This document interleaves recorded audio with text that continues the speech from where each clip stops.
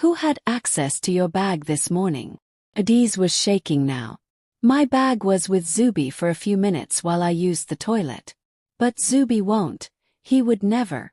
Are you blaming your friend? Mr. Akoli asked sharply. No, I'm not. Someone else. Someone else did this. Just then, Tommy walked into the staff room, face sad like a wounded puppy. Ma, I didn't want to report her, she said softly. But I can't find my phone. And someone said they saw her holding it. Adiz turned to her in shock. You're lying. Why are you doing this to me? Tommy sniffled. You already took the crown. Must you take everything else too? Adiz felt the world spinning. It was like drowning in an ocean she didn't dive into. Madame Ego stood slowly. Adiz, until we find out what truly happened, I'm suspending you from prefect duties and all school events. What? She cried. Go home. Take the day off. We'll call your father. Adiz stumbled out of the staff room in tears. Zubi ran to meet her. What happened? They think I stole from Tommy, she sobbed. They found her phone in my bag. Zubi's eyes turned red with anger. She set you up. I know. But now everyone believes her. Back home, Papa Ifani held his daughter in his arms as she cried. They've taken everything from me, she wept. Even my name. Papa wiped her tears gently. Then we take it back.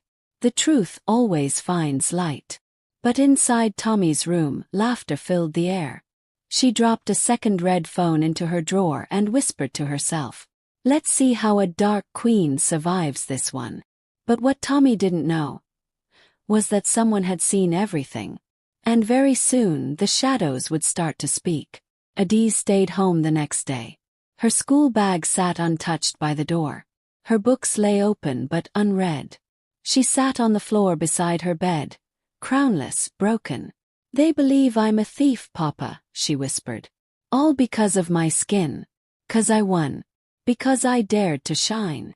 Papa Ifani placed his hand on her shoulder. They can break your desk. They can steal your crown. But they cannot change your truth. Meanwhile at school, the students buzzed with gossip. She's suspended. They found the phone in her bag. She must be guilty. Tommy walked proudly into the class with soft steps, acting sad, but her eyes danced with silent victory. Zubi sat at his desk, angry, quiet, and alert. He knew Adiz was innocent. He could feel it in his bones. Then, during break, someone tugged at his shirt gently from behind. It was Ngozi. She was shaking. I saw something yesterday, she whispered. I saw Tommy near Adiz's bag. She opened it and put something inside. Zubi's eyes widened. Are you sure? Ngozi nodded quickly. I didn't say anything. I was scared. Tommy threatened me before. But this is too much. Can you say it in front of Madame Ego? She hesitated. I don't know. But I wrote it down. In case I couldn't speak. She handed Zubi a folded piece of paper. She's lying, Zubi. You have to help Adiz. Zubi took the note and ran straight to the principal's office. Ma, please. I need to speak with you. It's about the phone case. Madame Ego looked up, frowning. Zubi, I already told you. I have proof Tommy planted the phone in Adiz's bag. He dropped Ngozi's written statement on her desk. Madame Ego read it slowly. Her expression changed from doubt to shock. Are you sure Ngozi wrote this? Yes, Ma. And she's ready to speak. Tommy has been lying from the beginning. Madame Ego leaned back in her chair. If this is true, then a very big mistake has been made. Later that day, a message was sent to Adiz's house. Come to school tomorrow. We need to speak with you. The next morning, Adiz stepped back into school with Papa Ifani by her side. Her legs were weak, but her eyes were strong. In the principal's office, Madame Ego spoke kindly this time. My daughter, I owe you an apology. We were wrong. Adiz blinked in confusion. Ma. Ngozi confessed. She saw Tommy plant the phone in your bag. Zubi brought the evidence. Adiz gasped. So, they believe me now. Not just believe. We are clearing your name. Outside, the school bell rang, and Madam Ego called for emergency assembly. Students lined up. Tommy stood with her usual proud posture. Then Madam Ego came out with a microphone. Yesterday we suspended a girl based on lies. Today we correct that mistake. The crowd went quiet. Adiz Ifani was wrongly accused. New evidence shows she was framed. And the person responsible will be punished. Whispers spread like harmattan wind. Madam Ego turned. Tommy, come forward. Tommy froze. Ma. Now. Slowly she stepped forward, her legs suddenly feeling like wood. Madam Ego looked at her with deep disappointment. You have brought shame to this school. And more importantly, to yourself. You are hereby suspended for 2 weeks. Your prefect badge is withdrawn. Gasps filled the air. Tommy's face crumbled. She turned to see Adiz standing in her simple uniform, no crown, but more powerful than ever. Zubi walked beside her, holding the crown wrapped in cloth. He handed it to Madam Ego. The principal raised it high. Today the crown returns to its rightful owner. The students clapped, this time not just out of excitement but out of respect. Tommy walked off the stage slowly, her name now stained. Adiz stood in the sun, her crown back in her hand, her dignity restored. But she didn't smile for victory. She smiled because she survived. The rain came the next day. Heavy, steady, and cleansing. It poured down on the dusty compound of Oba Secondary School like the sky was washing away the lies and pain of the past few weeks. Adiz sat near the open window in class, watching the rain dance on the sand. Her crown was safe in her bag this time, wrapped, dry, and untouched. Around her the air was different. No one whispered anymore. No one laughed behind her back. In fact, for the first time the class felt silent. In a good way. Even the chalkboard said something new. Strong skin, strong soul, Queen Adiz. Someone had written it in white chalk before she arrived. Zubi sat beside her, smiling as he sketched raindrops in the corner of his notebook. You know, he said quietly, a month ago they called you invisible. And now? Adiz asked, a smile tugging at her lips. Now, even the rain knows your name. Adiz chuckled softly. It was the first real laugh in days. Not forced, not shaky, just light and free. During break, Ngozi approached her slowly. She looked nervous, holding her hands together. Can I talk to you, alone? Adiz nodded. They walked behind the block near the mango tree. Ngozi's voice was low but steady. I'm sorry it took me long to speak up. I was scared. I didn't know what Tommy would do. Adiz looked at her kindly. You didn't have to, but you did. And that's what matters. Ngozi's eyes filled with tears. You're stronger than all of us. No, Adiz replied. I just got tired of hiding. They hugged. Two girls once separated by silence, now joined by truth. Later that day, Madam Ego made another announcement during the girls' leadership meeting. We are starting a new club, she said, called Daughters of Strength, for girls who want to share their stories, grow in confidence, and protect each other. He turned to Adiz. I want you to lead it. Gasps filled the room. Adiz blinked. Me? Yes, Madam Ego smiled. You've already done it without knowing. Now I want you to teach others.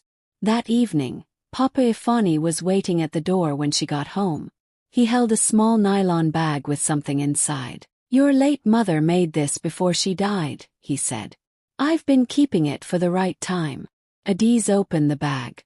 Inside was a beautiful dark brown scarf, hand-embroidered with tiny gold beads. She called it Odoki's pride after you, Papa said. Adiz held the scarf close to her chest. I'll wear it to school tomorrow. Good, Papa said. Let them see what royalty truly looks like. As night fell, Adiz sat near her window, the crown beside her, the scarf in her lap, and a story bigger than herself unfolding around her. She had lost so much, but gained more. She wasn't just the girl they called dark anymore. She was the light in her own name. But far away, in the back of an unpainted house, Tommy stared at her wall where her own prefect badge once hung. Her hands clenched. "This isn't over," she whispered. Because in every story of light, there is always a shadow trying to return. By Monday morning, Oba Secondary had changed. Where there was once gossip and giggles at Adi's presence, now there were greetings, questions, and even admiration. Girls who used to ignore her now waved from across the compound. "Queen Adiz, good morning. Will you help me write my speech for the club? You're our hero." She wasn't used to it. The attention still felt strange, but this time it wasn't for how she looked. It was for who she had become. The new Daughters of Strength Club met every Friday after school. By the second meeting, over 30 girls had signed up. Madame Ego announced Adiz as the club leader in front of the entire school assembly. She faced darkness but chose to shine. Let her story guide yours. As Adiz stood on the stage again, not as a contestant but as a mentor, she saw her classmates cheering. Zubi winked from the crowd, holding a new sketch. Adiz holding a lantern in one hand and lifting another girl with the other. After the assembly, Adiz met with Ngozi to plan the next club meeting.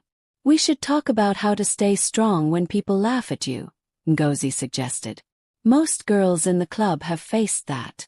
"Good idea," Adiz nodded. "They need to know their stories matter too." But as they sat under the mango tree, talking, someone passed by quietly. "Me." She didn't look at them. Her books were pressed tightly to her chest. Her hair was no longer styled, her uniform wrinkled. Ngozi sighed. "She's been like that since the suspension ended." Adiz watched Tommy walk off alone. "She thought power came from making others small," she said quietly. "Now she doesn't know who she is without it." Zubi joined them a few minutes later. "So guess what?" he said, grinning. "There's going to be a school-wide writing competition next month. The theme is Beauty in Unseen Places." He looked at Adiz. "If you don't win that one, I'll tear my sketchbook in half." She laughed. "Maybe I'll enter.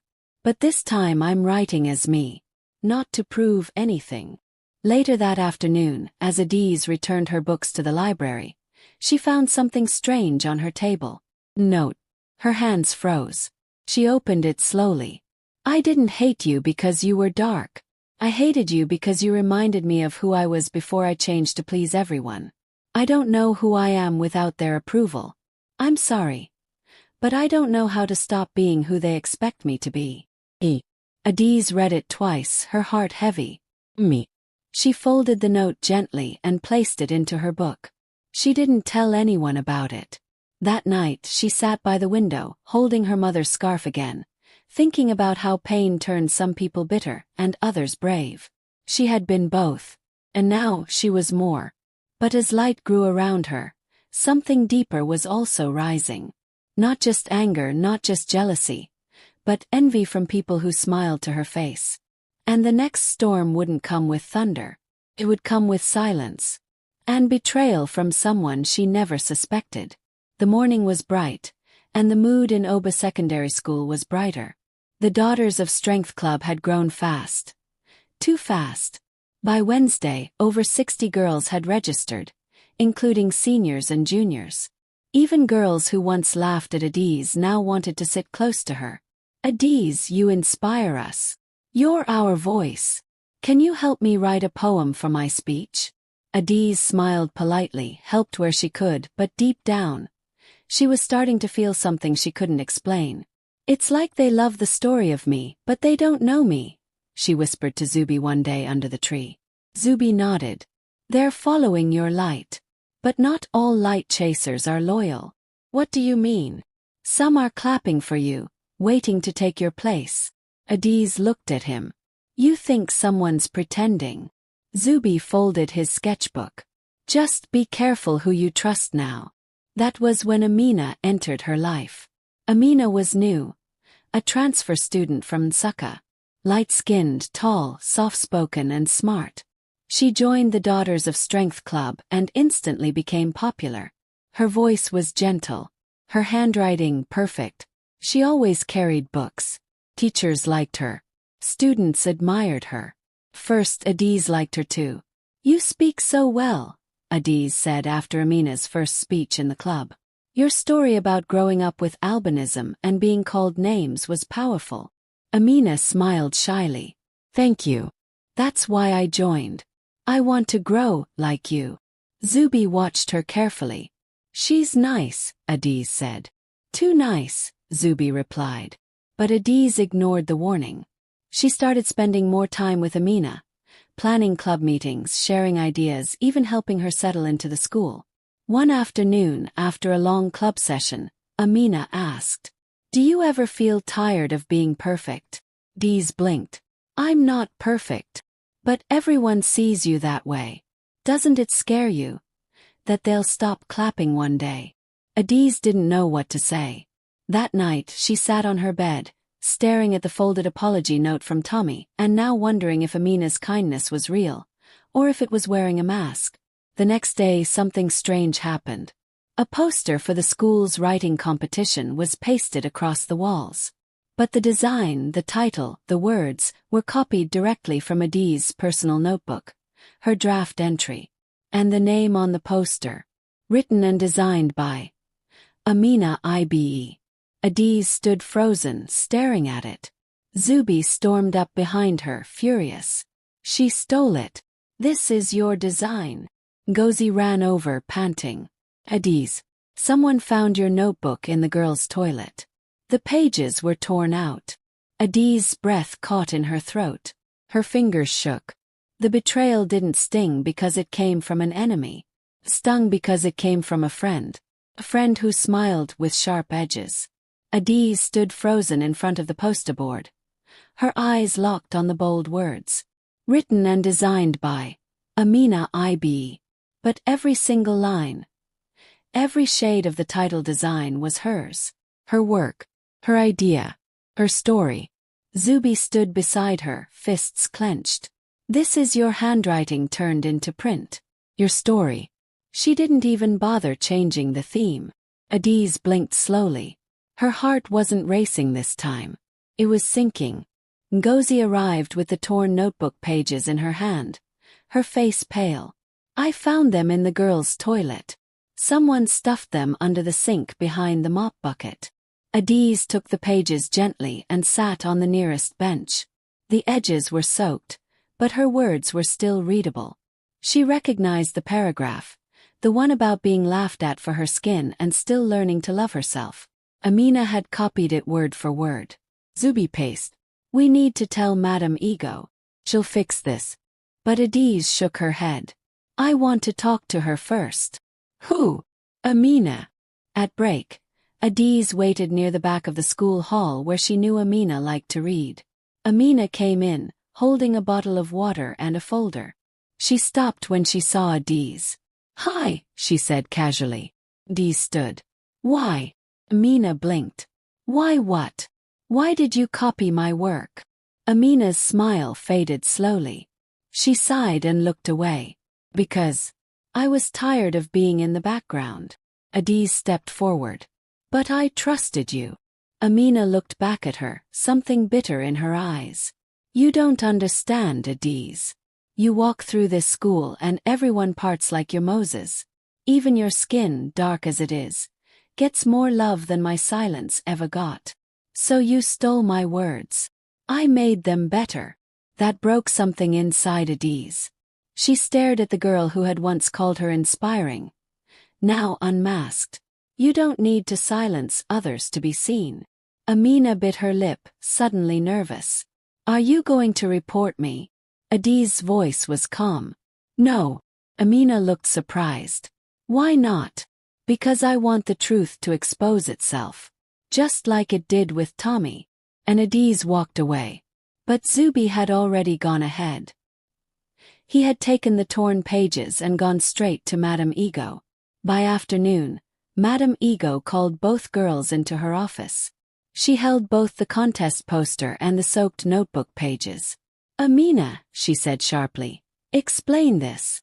Amina looked down. I made a mistake." This school does not reward talent built on lies. He turned to Adiz. You will present your story, and Amina will be disqualified from the writing competition. Tears rolled down Amina's face. I just wanted to shine too. Adiz said nothing. Not because she didn't care, but because she now understood something deeper. People didn't just hate her because she was dark-skinned. They hated that she was dark and still loved, that she had power without being loud, that she stood firm, even when others tried to knock her down. That night, Adiz sat in her room, the competition form freshly printed in her hands. She wore her mother's scarf, the one Papa Ifani gave her. Zubi messaged her. You are unshakable. No crown, no sash, just truth. Adiz smiled. She no longer needed a stage to be powerful. She was becoming what many feared, a girl who knew her worth. But deep in the corner of school walls, some still watched. Because when a light shines too long, someone always tries to switch it off. The sun rose gently over Oba, casting golden light through thin classroom curtains. It was a calm morning, but Adiz could feel something deep in her chest, a mix of nerves, strength and quiet fire.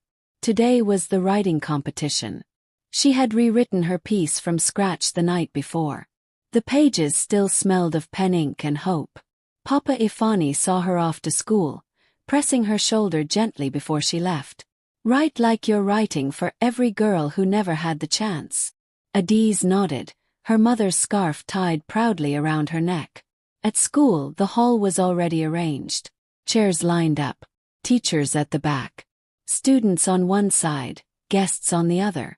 At the front of the hall sat Ms. Fola, a popular local radio presenter known for her show, Voices of the Voiceless. She was one of the competition judges. Adiz recognized her immediately. She had once heard her say on air, "Your voice is your power, even if it shakes when you speak." Zubi found her before the program began and handed her a tiny folded paper. "Your words matter. So say them like a warrior." Adiz placed the note in her bag and waited as names were called. Several students came forward, boys with big vocabularies, girls with dramatic voices, some with flashy stories. Then it was her turn. Number 17, Adiz Ifani. She stood, walked slowly to the stage, and unfolded her sheet. There was no music this time. No crown. No dance. Just silence.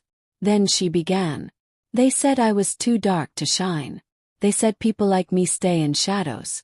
But light lives in dark places too. In the strength to return to school after being called names. In the courage to stand still when lies shout.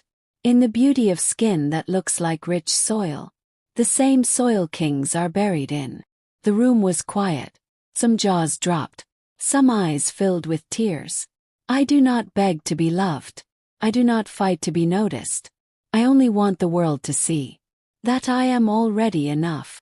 She folded the paper. The applause didn't come instantly. Came like thunder. First claps, then cheers. Zubi stood with both hands in the air. Ngozi screamed from the back. Madame Ego closed her eyes and nodded slowly. But it was Ms. Fola who stood up with the mic. I've been a voice on radio for 10 years. And this is the clearest voice I've ever heard from a student. Adiz, can I share your piece on my next show? Adiz's mouth dropped slightly. Yes, ma. Good, Ms. Fola smiled. The world needs to hear it. That night, Adiz sat in her room, holding her paper in one hand and her mother's scarf in the other. Then, something amazing happened. Papa Ifani ran into the room with the small radio he always kept by the window. It's her. It's starting. They turned the knob. Static cleared. Then a calm voice came through. Tonight on Voices of the Voiceless, I bring you a story. From a girl who was once mocked for her skin. Her name is Adiz. And her words. They changed how I see beauty. Adiz sat frozen. Her voice played on the radio line by line. She couldn't believe it. She was no longer just a girl from Oba.